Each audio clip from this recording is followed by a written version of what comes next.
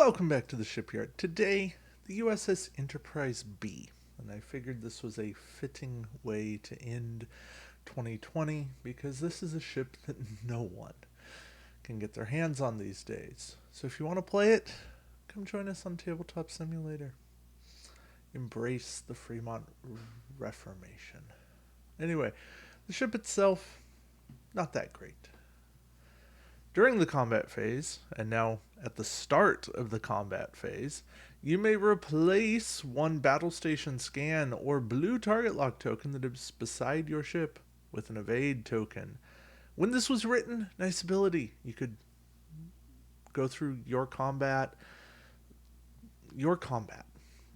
attack phase, and then go, oh, I didn't use what I needed. I'm going to swap to an evade.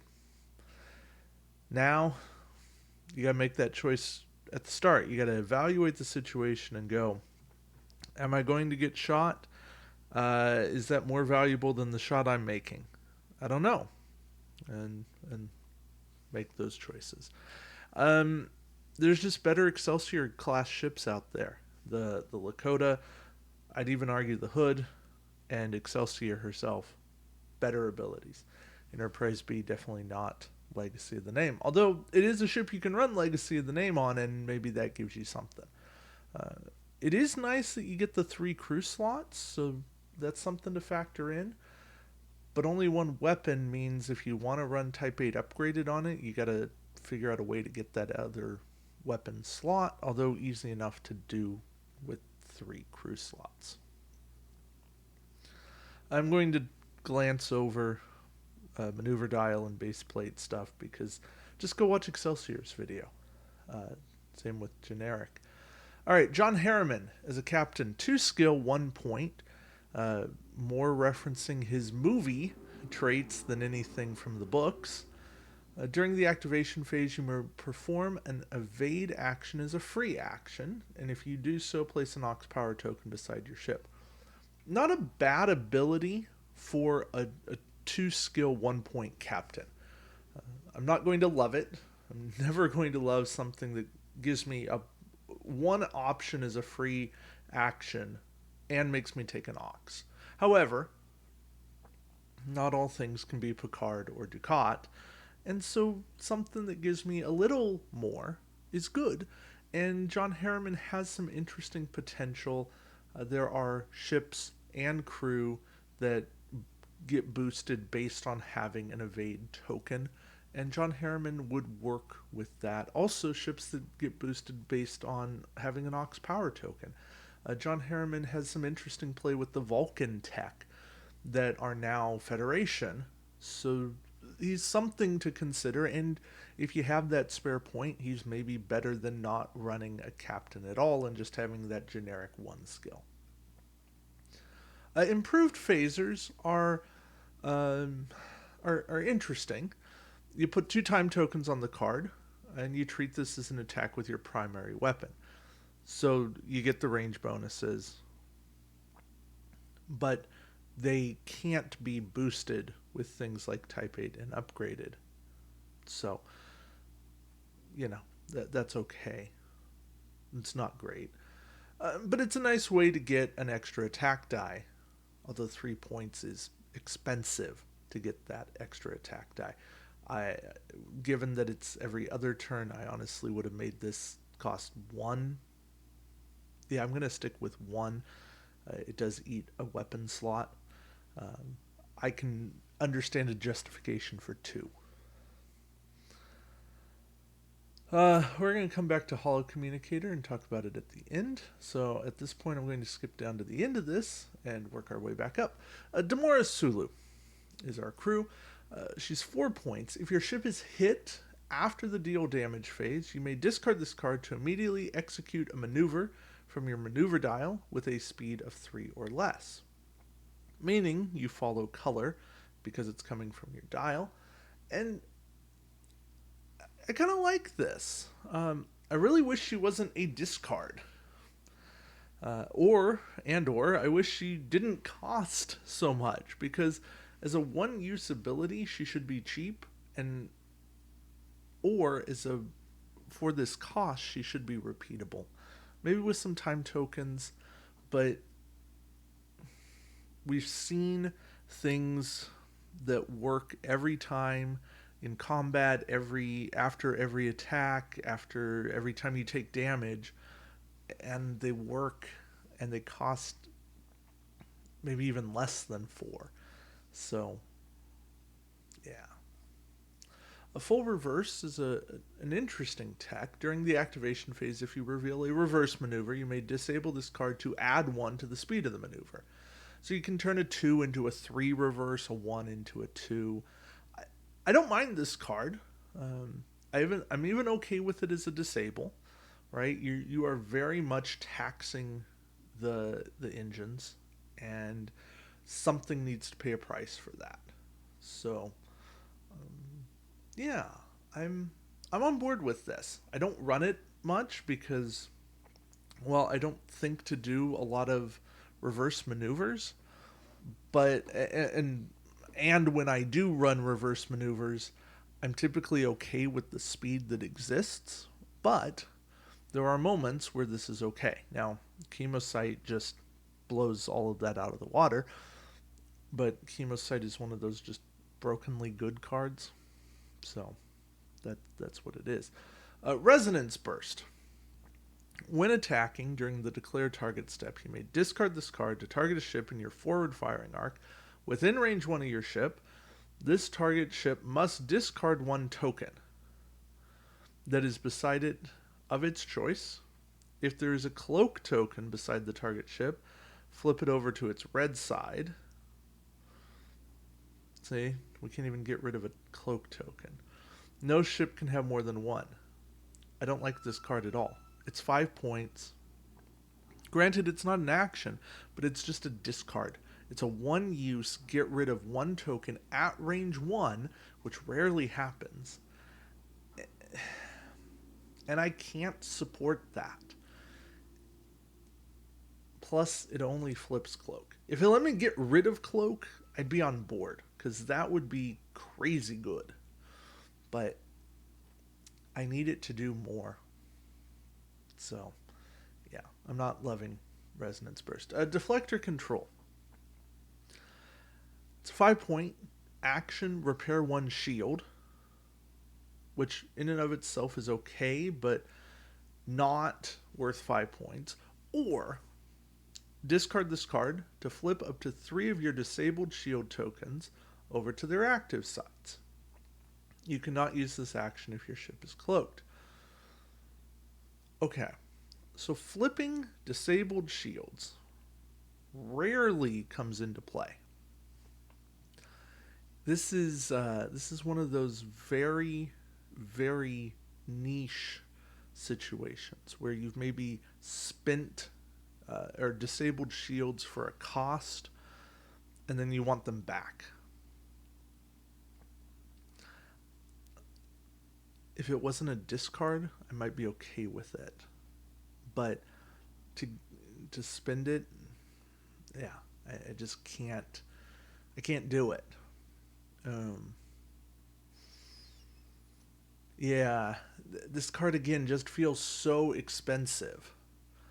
Repairing a shield's like a 3-point ability to me. And the option to do something else, because it just never shows up in the game for anything, doesn't warrant the price. Even if you really value repairing shields, maybe it's a 4. All right, the dreaded Hollow Communicator.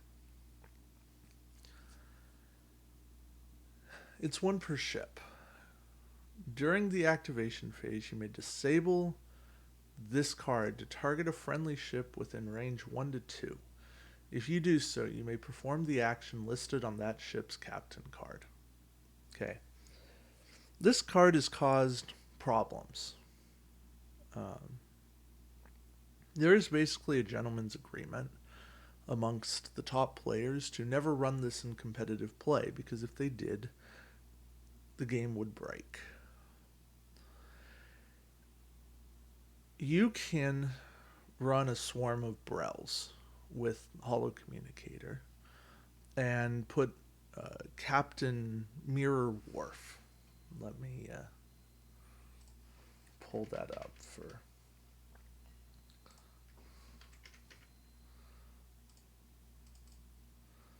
Sorry, I wasn't ready for this, but this one. Sorry. This one. Let me make sure. Yeah. Action. Target a friendly ship at range 1 to 2 with a hull value of 3 or less. The target ship immediately makes one free attack with its primary weapon against an enemy ship in its forward firing arc. Place an Ox Power token beside the target ship. Okay. You can do that repeatedly based on the current rulings. And because Hollow Communicator is viewed as a copy, you copy the captain. You are not using the. You're not using up the action of the captain. You are creating a duplicate of the captain, which to me makes no thematic sense.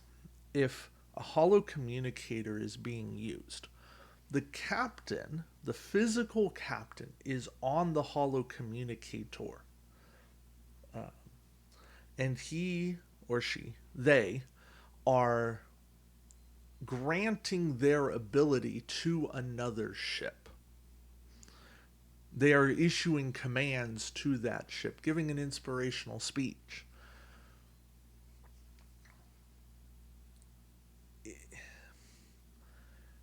It just doesn't mesh with anything else. And because people like Joseph and Brian have this agreement, Peter,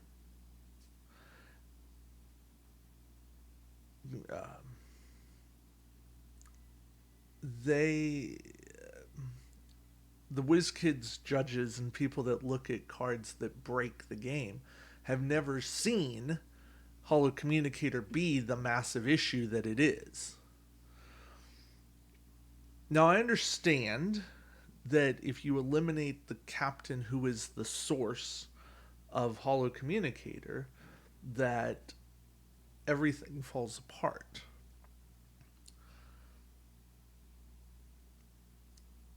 But the fact that this can exist is problematic enough.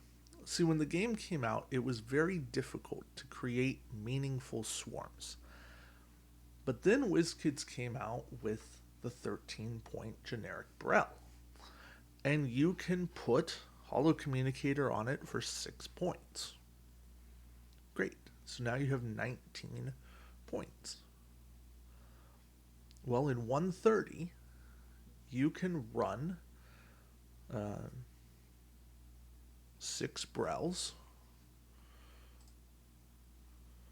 a Romulan scout vessel, Romulan science vessel for 6, and Captain Worf is 3, and that's 9. And 6 times 19 is 114, plus 9 is 123, and you still have 7 points to make the RSV a little defensive. And your fleet just kind of marches on,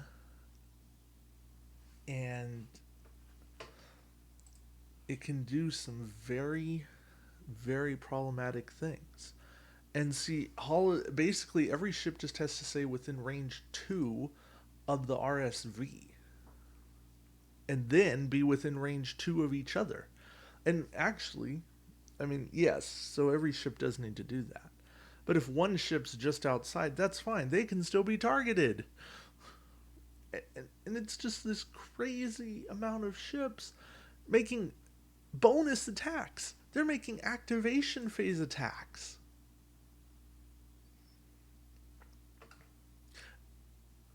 And worse, You're making these attacks at skill 1. No, you could take one of them out, and now you've saved 19 points, and now you've got even more points to make defensive ships. But Burrells themselves are fairly defensive. And, yeah, this is why Hollow Communicator is a problem. So, yes, I'm on a rant about Hollow Communicator, but it used to be Hollow Communicator wasn't a huge problem because the Enterprise-B was inherently scarce. There weren't a ton of them printed. I myself own 2 because I kind of own 2 of everything. The Creighton is the only thing I don't own 2 of because I didn't play a second OP back in Dominion War OP1. Short of that, I think there's not the Temet, the very first Romulan ship. I had a second one and I got rid of it. But anyways, I don't want to scroll through Utopia listings. Whatever that Romulan warbird was back then, it wasn't very good. Anyway, the Enterprise-B. The Enterprise-B for Hollow Communicator is worth it. For everything else, kind of a lackluster pack. Improved phasers, probably the next best thing. John Harriman opens up some interesting play. But yeah, short of that, I kind of say, honestly, a miss. And that's sad for a ship named Enterprise. But yeah, that's it for me. Thank you all for watching. Have a happy New Year's. I know this is going up really close to New Year's, so you'll probably watch it in 2021. But yeah, thank you all for sticking with me. And until next time, we'll see you around the shipyard. Look forward to a video coming tomorrow talking about what's coming. Because guess what? We're out of ships to review. All right. Take care, guys.